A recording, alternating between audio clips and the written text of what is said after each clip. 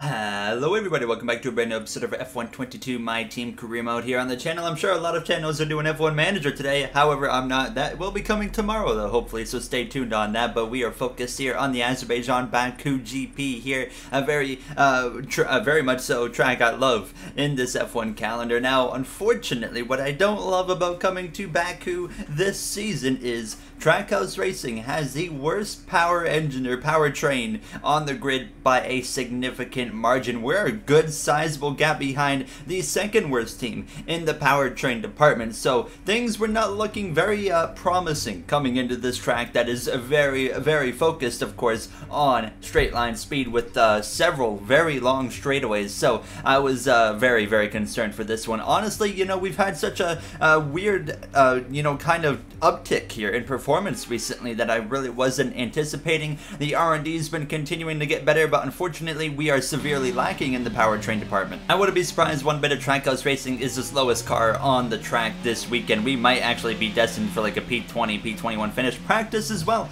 going a bit rough, as you can see right here. I made a couple mistakes right off the bat here. Baku, it's such a simple circuit. It's a bunch of 90-degree corners here. It shouldn't be that difficult, but I usually find myself struggling a lot more in these kind of tracks for some reason in recent seasons here of these F1 career modes. So we continue on though, trying to get some good laps in practice. I started to get into a flow, started to get into a rhythm here, and started to get more comfortable, but the only thing I wasn't comfortable with was the very apparent lack of straight line speed in this Trackhouse Racing machine. So I could tell right off the bat we're in for a rough weekend here now, and immediately it was a bit of a wake-up call because, like I said, we haven't really been focusing as much on the powertrain department as we need to be, and we are so far behind in it that we're really hoping already that there is going to be a announced power regulation changes going into next season. That's all we can really hope for, in my opinion here. So hopefully FIA comes out and says, hey, we're changing the stuff for the power regulations there. As you can see as well, a big shunt for me in practice here. This is like on one of my last laps of practice, and I put it right in the barrier, and that was the end of our day. So it was a very rough start to what was looking like going to be an overall rough weekend here in Azerbaijan. Sebastian Vettel topped the boards in practice. We were P20, our teammate of Tail Pourchaire in P22. So we have some work to do going into this first qualifying session, where I wasn't even anticipating getting close into Q2 for this one here. Now, as you see the beautiful views here of Azerbaijan now, as we were ready to put this car back on track and hope for the best now, as I think it's going to take a miracle, honestly, to get into this second qualifying session. But we're going to give it everything we got here. So we come through to start our first lap, and we continue to follow the trend of a pretty sloppy lap ones here in this F1 career mode now, as it was not a pretty one, but you know what, we got through, got a baseline set at least here, and we were waiting to see where we would stack up as everybody was coming through to complete their laps, as the sun's starting to set a little bit here in Baku now as we head down into this final sector. A big mistake right there though, that was the biggest one I made, one of the bigger ones all weekend that I got away with at least, but we crossed the line. We were the slowest car on the track at this point in time. We come through to make a second lap, we get blocked by our teammate of Tail Pourchaire, and then actually I run wide, so it didn't matter anyways. So I mean, it was basically a lose-lose situation, so we had to go and make another attempt here, turn the ERS down, crank it back up here for the final attempt at getting a lap in, just hoping things would go our way here for a little bit. Now you can see turn 2, already a bit of a mistake right there, so I lose a little bit of time.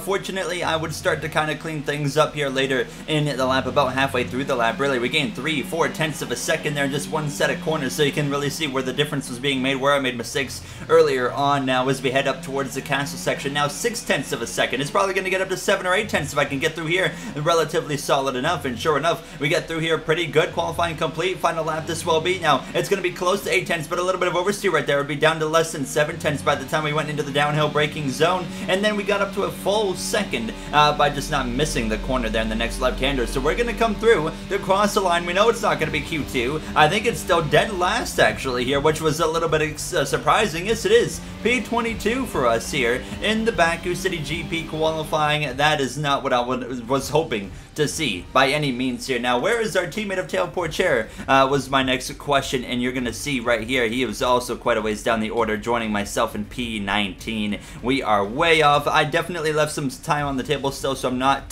concerned about that, but we are going to need some help. Let's head to the grid in Baku. And welcome from Baku. This was the arena, if you think back to 2017, of one of the most eventful races of modern history, with controversy behind the safety car, last-second overtakes, and a historic podium for Williams and for Lance Stroll. Let's find out what lies in store for us this year. It's time for the Azerbaijan Grand Prix. With 20 turns and a length of 3.7 miles, Baku City Circuit in the heart of the Azerbaijan capital is a real test of a driver's endurance, patience and precision. 90-degree corners through Sector 1 lead into a tightening uphill sprint as we start to circle around the old city. Then a 1.4-mile chase flat out through Sector 3 towards the finish line. So with the race not far away from starting, here's what today's grid rundown looks like. World champion Max Verstappen starts from pole position, just ahead of George Russell, who starts this event from P2. Looking down the rest of the grid, we have Perez, Leclerc, and Sir Lewis Hamilton, and Vettel, Bottas, Ocon, Sainz, and Yuki Tsunoda, Norris, Ricciardo, Oscar Piastri and Magnussen, Stroll, Joe, Mick Schumacher and Alex Albon, Théo Pourchaire, Gasly, Latifi and Golden Boy. That's it then, it's time to go racing as we head down trackside for today's race.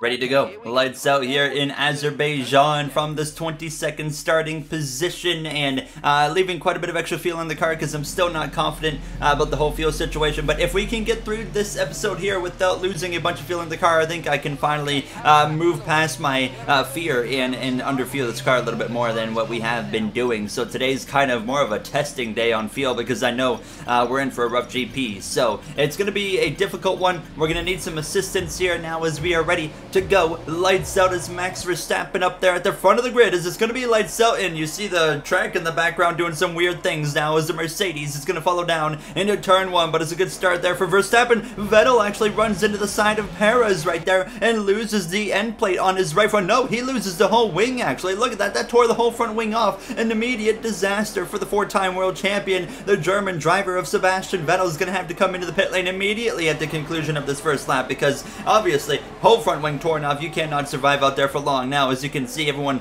already stacking up behind a Perez just in front, who's surprisingly not even pulling away from Sebastian Vettel at this point now. But you got Leclerc or Bottas as well stacked up behind Sebastian. But it's a great start there for the top two. As you can see right now, Max Verstappen chasing him down. It's George Russell, Lewis Hamilton as well. The two Mercedes with just a good enough start to get clear of that disaster with Sebastian Vettel. You see Charles Leclerc. He's currently the first one behind Vettel, who has a lock up there to the right-hander, and still Leclerc can't make the pass happen. Leclerc's had a couple of rough Grand Prix in a row here now, going back to Monaco as well as the Spanish Grand Prix, and here he is right now. He's kind of losing his momentum a little bit here, and he needs to spice it up. He needs to get back in it today, get back in that flow, because Ferrari as well, not only is Leclerc starting to struggle, although we just saw Bottas get his first win with Ferrari in Monaco. Ferrari have now dropped down to the third best team in the R&D. Now, that's not saying a whole lot because they're barely off of Red Bull Porsche as well as Mercedes, but still, nonetheless, this is actually the worst we've seen them in the R&D since the start of this F1 22 My Team career mode. So maybe a bit of a panic starting to settle in there for that Ferrari team here now, as you see everybody, though, other than Sebastian Vettel having a nice first opening lap. Not a mistake that Vettel could afford there, and that was all on him. He sent it 3 wide up the inside into turn 1 and tore that front wing off now as he still seeks after his first win in his Red Bull return. Now, as you can see right there, some contact between Carlos Sainz as well as Yuki Tsunoda, it looked like there in the AlphaTauri portion. Fortunately, no damage for anybody there. You see Ricciardo nearly doing a switchback right there on Carlos, on his former car that would have been, but not able to work it out as well either. But you can see everybody closing in on each other very quick with that slipstream. They might be 3 wide as we head down towards turn 3. The two McLarens of Sainz and Norris there alongside Ricciardo, who's going to come out on top of this one. Fortunately, everybody able to keep it clean, but Norris is trying to go around the outside of Carlos Sainz. A little bit of contact right there. Sainz backs out of it. Norris, he gets the position here as we would all start to settle in here, and I might have started dead last, but I would gain one spot on Nicholas Latifi on the start of this Grand Prix, and then the obvious of Sebastian Vettel, who was in the pit lane there at the end of lap 1 due to that wing damage that he had picked up in turn 1. So we settled in briefly into P20, but you can see, I mean, by the time we come through to lap 3, I'm already struggling here to hold contact with the cars in front of me. Pourchaire's comfortably ahead by about 7/10 of a second, just about in that straight line speed. That was where it was hurting the most, as the straight lines. I just had nothing here, and I was draining my battery quite a bit early on in this Grand Prix to try and stay within contact of drivers like Pourchaire. Now, once we had the DRS, of course, it certainly helped a little bit here. As you can actually see, there is Lando Norris and Carlos Sainz again scrapping it out. This time, Carlos Sainz, though, he's ahead of Lando Norris on lap 8 of this Grand Prix. Love watching those scraps there between those two teammates and former teammates that, of course, split up and then have reunited this season, which is awesome to see. Now, as we actually, on lap 9, come to lap 10, finally have a run here on Teo Pourchaire, but look at the disconnection between himself and the cars up ahead, so you can just see the lack of pace. Now, Latifi's behind us because it's Nicholas Latifi, but however, a severe lack of pace in this Trackhouse car today. I decided we would come into the pit lane lap early. I really didn't have confidence that we could get anywhere, so I decided, you know what, let's pit a lap early, see if we can maybe gain a couple of seconds at the absolute best here with this strategy now, and we played that strategy to perfection in Monaco. Obviously, a completely different type of circuit here in Baku, so it's probably not going to work out the way it did in Monaco, but nonetheless, we exit the pit lane. There was a good stop. The team's only made one pit error this season, by the way, so so much better this season so far. We did make a big upgrade there. You see, turn 2, the cold hard tires, that was a bit of a mishap right there, nearly head on into the barrier. Sebastian Vettel says thank you very much. He's going to cruise right on by there and take the position as he continues to try and rebound as pit stops start to kick off here moments after, with Lewis Hamilton coming into the pit lane, bringing as well Sergio Perez in the Alpine, and that Alpine team's getting better and better every episode. Perez has been absolutely on it. He goes to Alpine in replacement of Fernando Alonso, and once again, the trend of Fernando Alonso, as soon as he leaves a team, they all of a sudden get really solid, happens again, but obviously this time he didn't just leave, he retired from the sport. Max Verstappen here making a pit stop there on lap 13 as well for that hard compound tire. He comes out well in front of everybody. I mean, without a safety car, there's no touching Max Verstappen here today, and he took the point lead in the last episode of Monaco after the back-to-back Leclerc mishap races, and it looks like Leclerc's having enough of a rough one today where he's going to lose another considerable margin to Max Verstappen,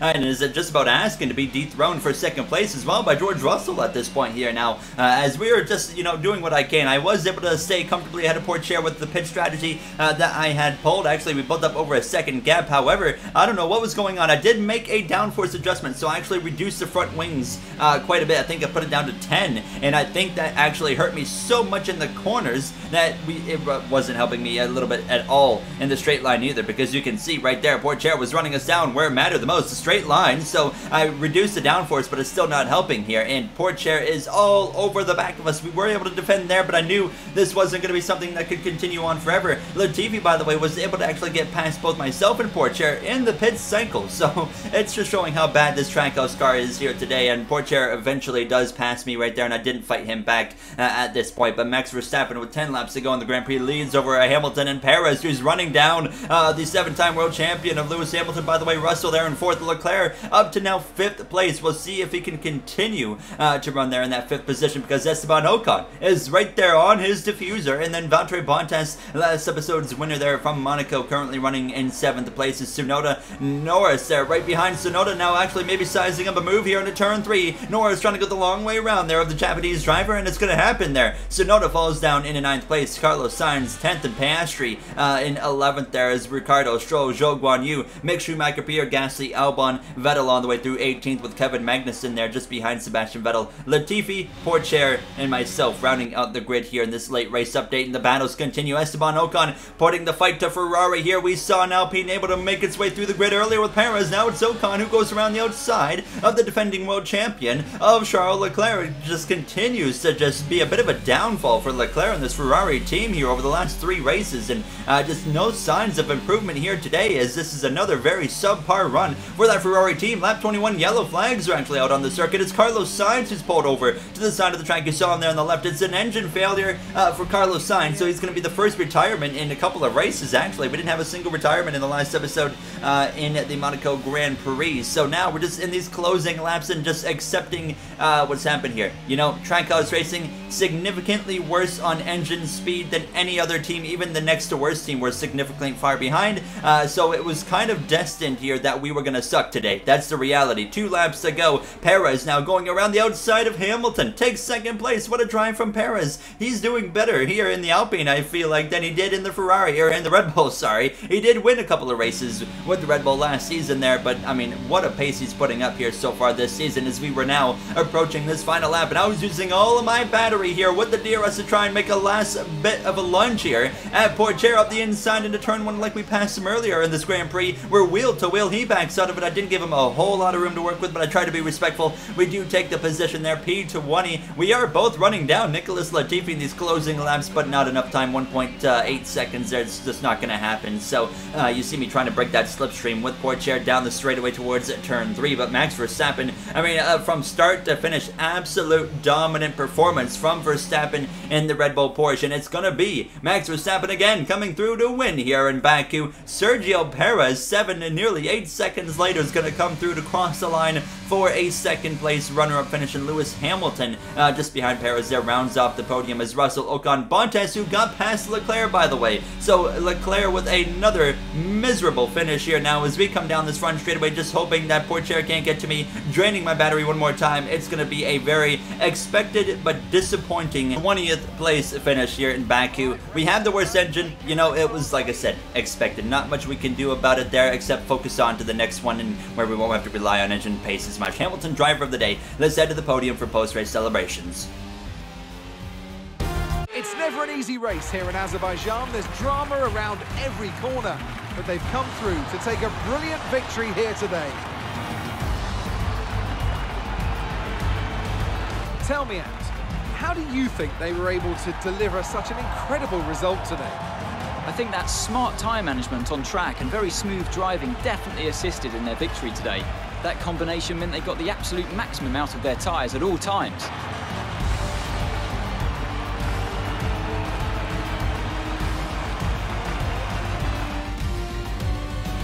Here come today's winners. The team at Red Bull have done a phenomenal job recently, and it's clear to see that they've put in the work, and they should be so proud of the victory they secured here.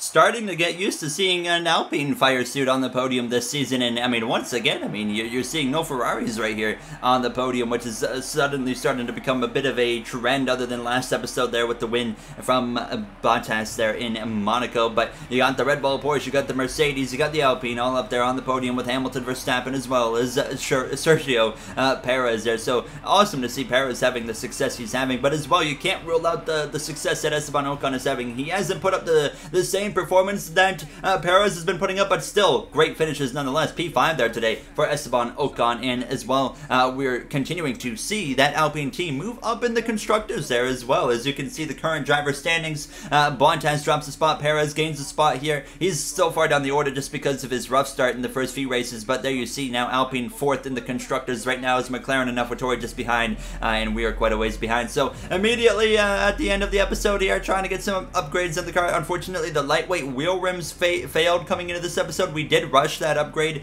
and it was not successful, unfortunately. So we definitely have some work to do with getting some of these upgrades to be successful here, because, well, if we keep failing upgrades, we're going to lack, of course, the progress again, and we're going to fall behind. So we got to be a little bit careful in terms of hitting that rush button from now on. I don't want to risk it too much, but as always, if you guys enjoyed, you know what to do. I'm looking forward to the next one at my home Grand Prix in Canada, in Montreal. We'll see what we can do there. Hopefully, we can have a better run than Baku, where we don't have to rely on engine pace quite nearly as much, which is what I'm looking forward to. I'll see you guys in the next one. Have a great day, everybody.